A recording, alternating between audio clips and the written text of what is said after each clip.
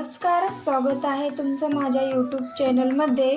मी इथं कवठाची आंबट गोड तिखट अशी चटणी बनवणार आहे, तर त्याचा व्हिडिओ तुमच्यासोबत शेअर करणार आहे। ही कवठाची चटणी ना आंबट गोड तिखट महाशिवरात्रीला हमखास बनवली जाते, तर खायला पण एवढी जबरदस्त लागते ना ती चटणी। आपण चपाती सोबत आणि आपण खिचडी सोबत कशासोबत सुद्धा आपण ती चटणी तोंडी पण लावू शकतो, खायला खूप भारी लागते। चला तर मग व्हिडिओला सुरुवात करू। मी इथं घेतलेला आहे कवठ आपल्याला जड पाहून घ्यायचं आहे आणि पिकलेलं घ्यायचं आहे, कच्चं कवठ घ्यायचं नाही। कच्चं कवठ आहे ना जास्त आंबट असतं। अशा पद्धतीने आपल्याला इथं पिकलेल्या कवठाची आंबट गोड तिखट चटणी बनवायची। ते मोठ्या आकाराचं मी इथं कवठ घेतलेलं आहे आणि त्याच्यामध्ये जेवढा गर निघल तेवढंच मी इथं गूळ घेतलेला आहे बारीक करून। तर आपण हे कवठ फोडून घेऊ। अशा पद्धतीने किती छान असं इथं पिकलेलं कवठ निघलेलं आहे। अशा पद्धतीने आपल्या इथं पिकलेलं कवठ घ्यायचं आहे। आपण आता याच्यामधला गर काढून घेऊ। इथे हे काढून घ्यायचं आहे सर्व व्यवस्थित। आणि जेवढा आपला इथं गर निघला आहे ना एक वाटी, तीच एक वाटी मी इथं गूळ घेतलेला आहे किसून। आपल्याला परफेक्ट माप घ्यायचं आहे आणि कारण की आपलं हे कवठ आहे ना इथं आंबट असतं। शिवरात्रीला आहे ना उपवासाला कवठ चालतं बरं का। आणि आपण महाशिवरात्री स्पेशलच आपण ही कवठाची उपवासाची चटणी बनवणार आहोत। तर आपण आता हे मिक्सरमध्ये छान असं व्यवस्थित मिक्स करून घ्यायचं। आपल्याला मिक्सरमध्ये फिरवून घ्यायचं आहे।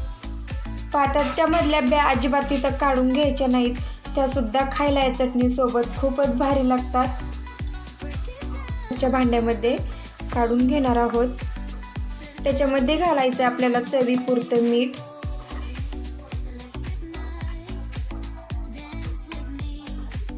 मी इथे 1 चमचे मीठ घेतलेला आहे आणि आपल्याला हाच 1 चमचा लाल तिखट घ्यायचंय।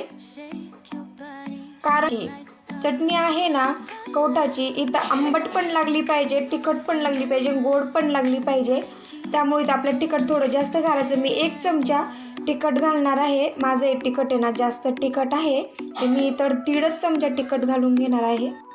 तुम्हाला जर उपवासासाठी जर चटणी बनवायची नसेल तर तुम्ही याच्यामध्ये जिरे सुद्धा घालू शकता। तर मी इथं उपवासासाठी बनवणार आहे कवठाची चटणी, त्यामुळं मी इथं जिरे घालणार नाही।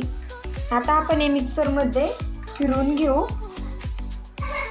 इथं पाण्याचा वापर आपल्याला अजिबात करायचा नाही, कारण की आपला गूळ आणि कवठ मिक्स झालं ना याला पाणी सुटतं। छान असा आपला गूळ आणि कवठ मस्त मिक्स झालेला आहे। आता आपण याला 1-2 मिनटं मिडियम गॅसवरती ना शिजून घ्यायचंय। शिजून घेतले ना एकदमच भारी टेस्ट आणि चव लागते। आता आपल्याला ही चटणी ना मिडियम गॅसवरती थोडीशी शिजून घ्यायची। आपण शिजून जर घेतली ना तर फ्रीजमध्ये ठेवायची गरज पडणार नाही। आपली 15 ते 20 दिवस आपण बाहेर एका डब्यामध्ये ना ठेवली ना पॅक बंद करून तरी पण चालेल। मी इथं ठेवलेली आहे कढई गरम करायला। आपल्याला तेल तूप कशाचाही वापर न करता आपण आता ही कढईमध्ये टाकून घेऊ चटणी कवठाची आणि छान असं तिला आता आपल्याला सारखं हलवत राहायचं आहे, जेणेकरून आपलं खाली चिकटणार नाही। गॅसची फ्लेम आपल्याला मिडियम ठेवायची, फुल नाही ठेवायची। फुल जर ठेवली तर आपली चटणी इथं करपल्या जाईल। इथं मस्त आपली 2 मिनटं चटणी शिजवून झालेली आहे। तर आपण आता गॅस बंद करून आपण एका डिशमध्ये काढून घेऊ। किती छान असा मस्त कलरसुद्धा आलेला आहे आपल्या चटणीला आणि किती जबरदस्त आपली इथं चटणी दिसते।